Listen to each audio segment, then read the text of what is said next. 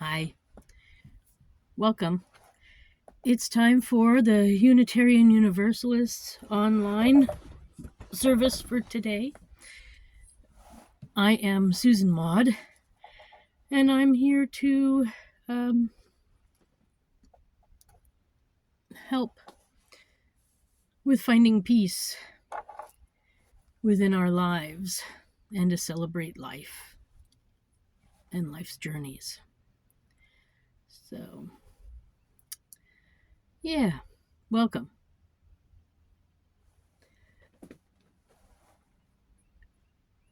This is a Unitarian Universalist service that's online.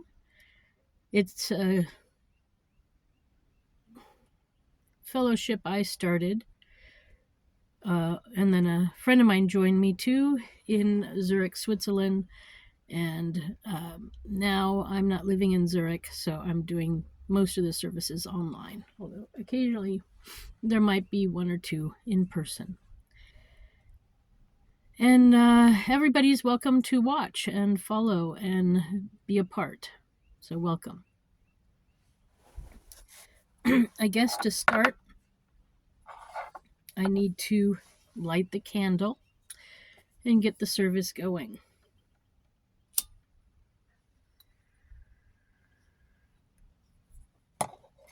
And here is the candle. I'm going to put right here.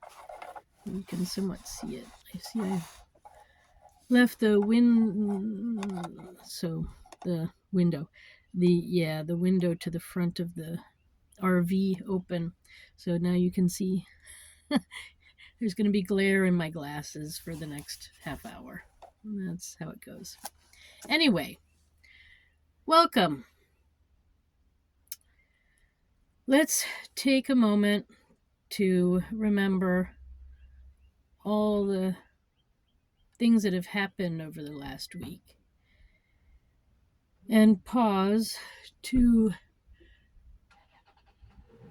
wonder and ask the universe that things go in a way that brings humanity to a better place. There was again a shooting of some sort in New Mexico. My thoughts are with the families and loved ones who either lost someone or who were injured or whose hearts are broken because of whatever happened.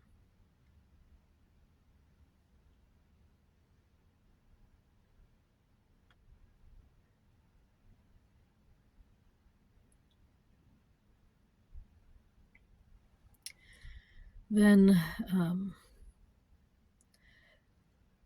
I would like to have this candle of joy for a successful celebration of Earth Hour yesterday with a vibration sound bath, and it went really well. I was recently taught by a young child of one of the members of the Morgantown Unitarian Universalists here in West Virginia. Their child showed me how to make better sounds out of the singing bowls that I have, the crystals from Nepal that I have to make my vibration, my sound baths. So this candle is for that youngster who showed me how to use the bowls better or in a new way to produce better sounds and vibrations. Thank you. This is a candle of joy for you. It's amazing what we can learn from children.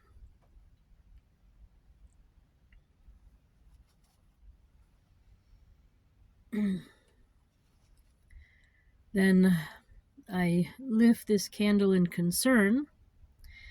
I don't know if you noticed some posts I made yesterday on Facebook and possibly on other platforms about the fact of Men are really looking forward to having robots, female robots, especially ones that they can specially design exactly how they want them to be. And they're obviously there to perform sex as well as whatever else, cleaning.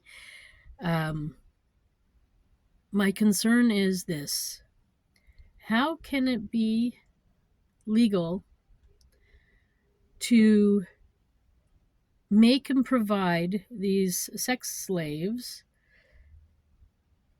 but yet women making money from prostitution is illegal? There's something unfair with this whole scenario. It's still illegal in most states to be a prostitute, but yet we're making robots to be a prostitute, and men can buy them. So my concern is men have problems that need to be addressed, and throwing more money into robots for sexual pleasure is not the answer. Men like to tell women how to be moral, but I think men should look in the mirror and ask themselves, am I moral? Am I civilized? So that's my concern. I'm just in shock. So it was Earth Hour yesterday, and I tried to celebrate here in Morgantown, which I did a good job. It was quite an evening. I'm quite happy. And I have some wisdom or words I'd like to say.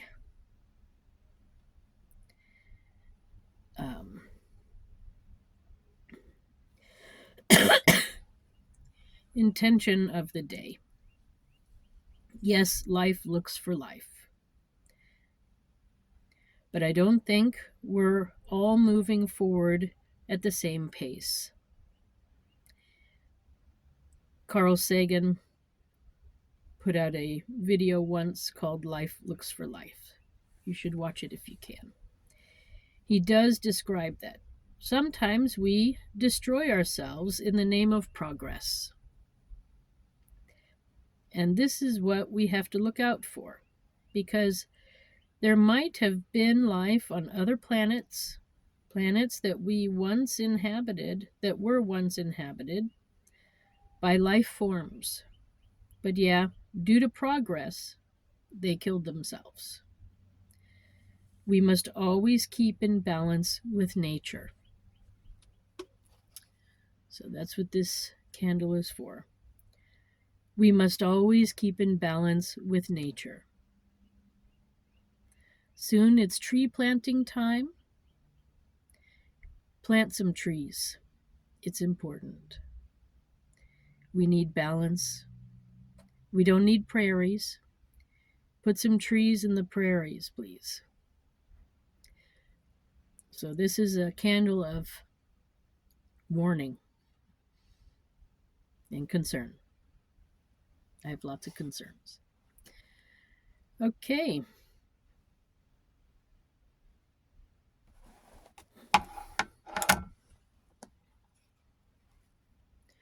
And I have concerns about you. So this candle is for you.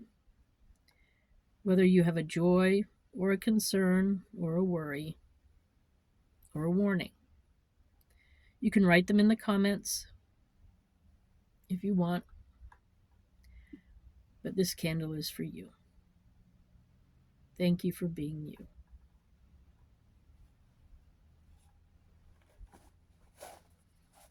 Then I want to continue with You Can Heal Your Life by Louise Hay. But before we do that, that's this book. I want to also remind you that forgiveness is important to get over tragic things that happen, things that are unimaginable that happen. But you don't have to forgive others necessarily. You can forgive yourself. That's the most important thing. Forgiving yourself for trusting what others are doing. You could not know their bad intention because you don't think that way. So forgive yourself for the things that others have done to you, that have held you back or held you down or stopped you entirely or hurt you to your core. Forgive yourself for trusting. We all have moments where we trust too much, and we all have moments where we've been disappointed. It happens. You're human. It's okay. But don't let it absorb you so that you can't move forward. That's my message for this year. Forgive yourself. Then,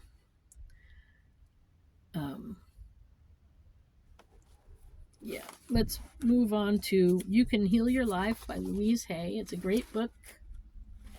I think it's where I really started healing myself. When I got this book in 1984.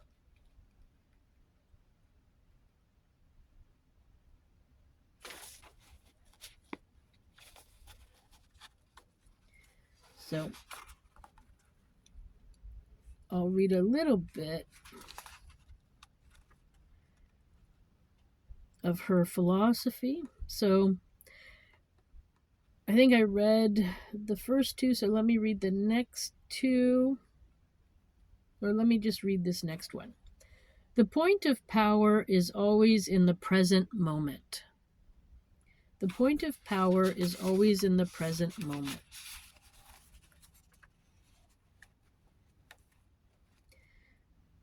Life is really simple. What we give out, we get back. So, what we think about ourselves becomes the truth for us. That's important. What we think about ourselves becomes the truth for us. So be careful what you believe about you. You were born perfect for you. There is a lot of people out there trying to make money off of you. And they're going to sell you a lot of lies.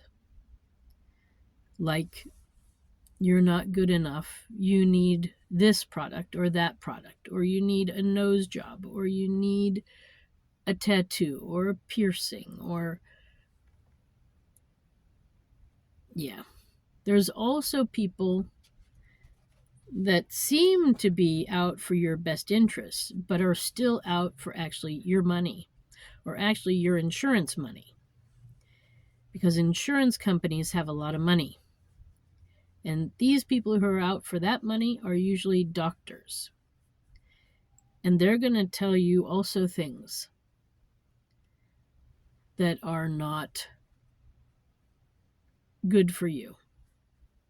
They're going to tell you that, you can get that nose job, or you can get a cesarean section instead of going through the pain of birth. you can um, there's no easy way to say it. They're going to lie to you about the fact that you have cancer. Yeah, and other things. Because there's a lot of money out there. They're also going to lie to you about transplanting and things like that. And sometimes, they take the wrong organ. Is that an accident? I'm beginning to wonder how much of the medical industry is really interested in helping us, or if they're just interested in paying for the new wing at the hospital or that new car that they just bought, the new Porsche or Tesla. So we have some problems. Second opinions are very important. And what I will advise is that if one of your family members goes and gets an operation or gets treatment for a cancer, and then they say that, oh, that cancer runs in families, so tell your family members to get checked. What that translates into real English is your organs were used and transferred to another human being, and it worked. They were successfully accepted by this other body. So that means that your cells, your organs are good to be transplanted. That's the word I was looking for. So, you can go and get checked. I'm not a medical doctor. I need to say that. I'm not a medical doctor. But I've never seen the amount of cancer that we are seeing today. And I think part of the problem is people get aches and pains and they don't know why. So then they go to the doctor, and the doctor makes up a story. Maybe they make it up accurately. Maybe they're not guessing. Maybe the things you tell them lead to their belief. But we're being often misdiagnosed, I think. And it's to pay for that hospital wing. It's to pay for the new car for the doctor. And this is not acceptable. So if someone says that this sort of cancer runs in families, if there's no known cancer from your ancestors, don't believe them. They're not finding anything that's beneficial to you. They're finding things that are beneficial to them, to the hospital, because that's what they're working towards. They got involved with medicine to make money, not to help people. Most doctors are not out to help you. They're out to make money. And if they don't have patients in their waiting room, then they're not making money. Just to let you know. So buyer beware. I guess this is a warning video, warning service. Be careful. Think twice. I know of one woman who was basically treated until they killed her at the hospital. I don't think she had really anything wrong. But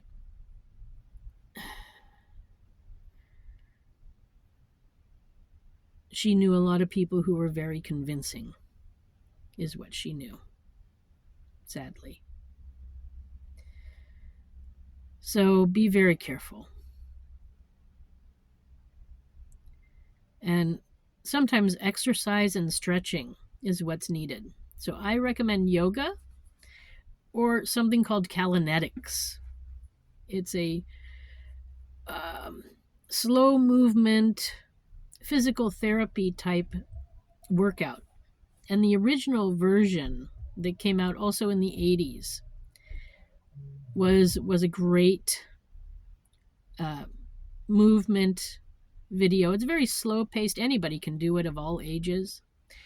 And I'm going to be learning how to do it and then give classes in it because I think it's really important. And I think most of us are sitting too much.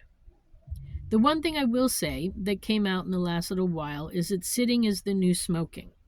And I would agree with that. We're sitting too much because we're sitting and looking at our phones, or we're sitting and working at an office. We're sitting. We need to move. Go for a walk for 20 minutes every day outside, hopefully in a park, if you can. If you can't get to a park, then just walk around your street or walk around your grocery store for 20 minutes. Just constant walking. Don't stop. Keep going. Keep moving. And then I really recommend 2 to 3 times a week doing yoga or Kalinetics, and low impact, nothing super huge, just stretching, just movement, fluid movement, slow movements, and see if your pains go away. A lot of pains are just temporary, and if you exercise them away, which you can, then then you don't need a cancer diagnosis. Then you don't need any operation. Then you don't need to get a transplant. And don't forget to take the fact that you're an organ donor off your driver's license, because you use your driver's license for a lot of identity everywhere. And when the people looking at it see that you're an organ donor, well, you don't know who they're going to tell. So take it off your driver's license.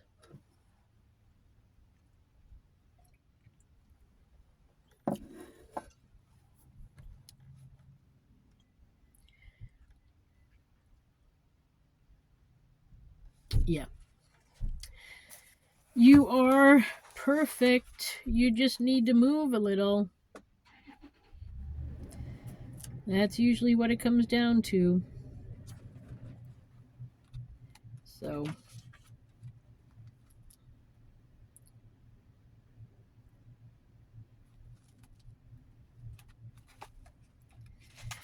what was that? That was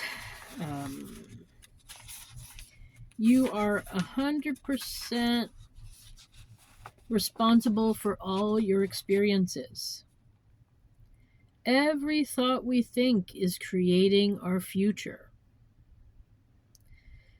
The point of power is always in the present moment. And I hope this inspires you.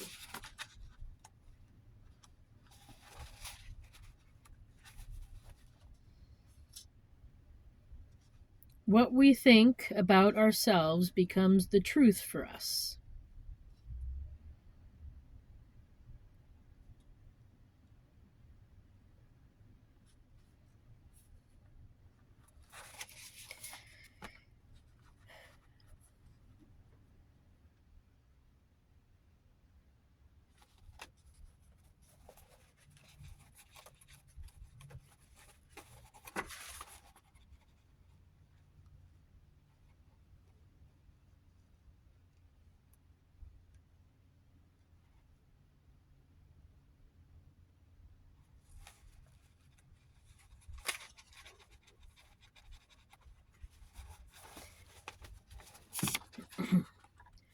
What is the problem is chapter 2.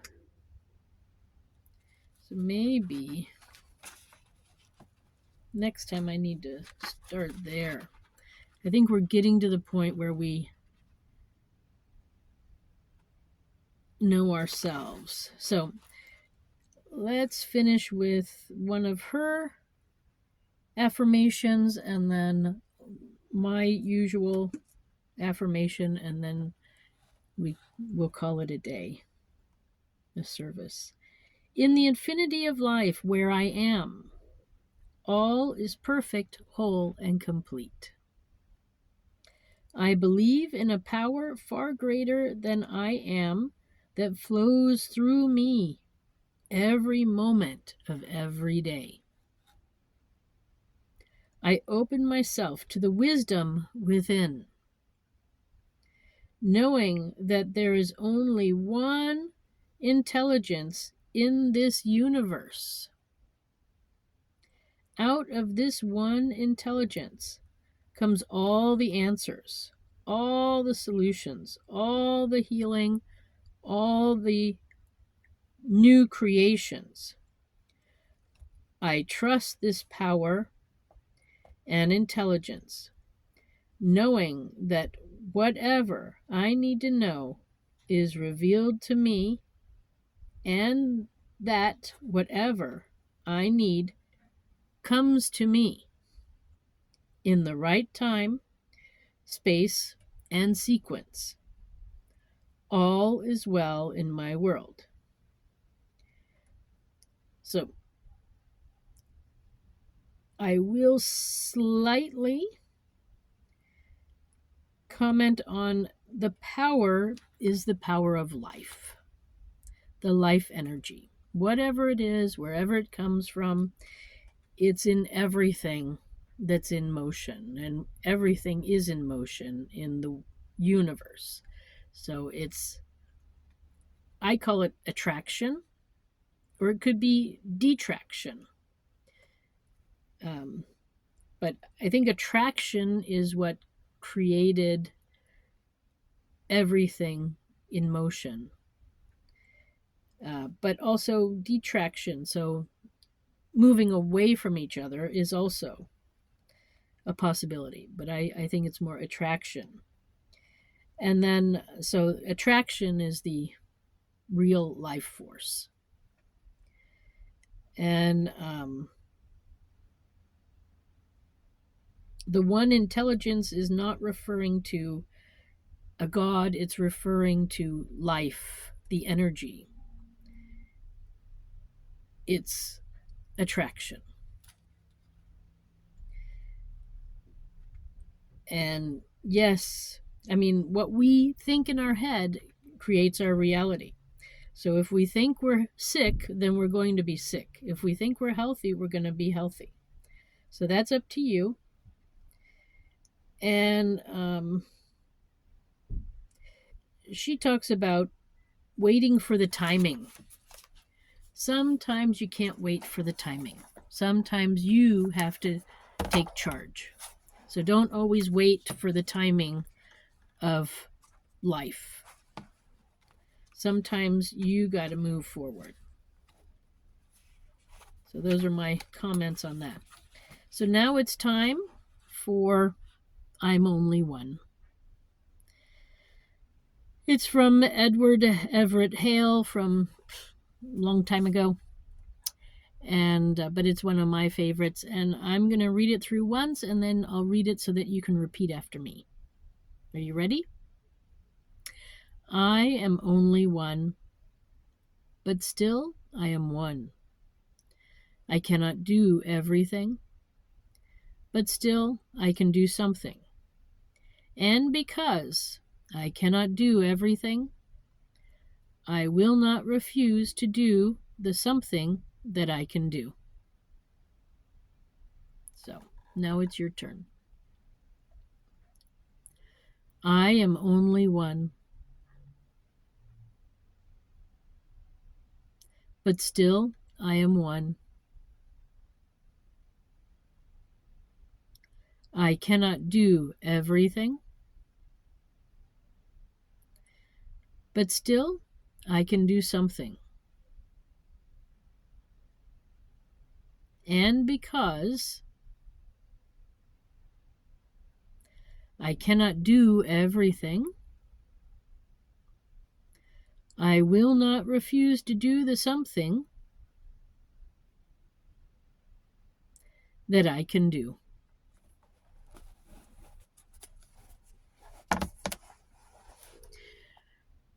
Okay, so now let's all go do something.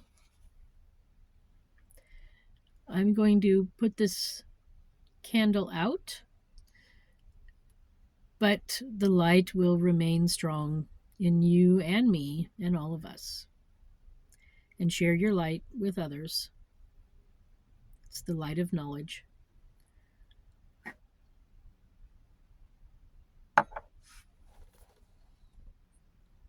Thank you for stopping by. I hope this was interesting for you, and I wish us all peace. Yeah. So may peace be with you. Until next time.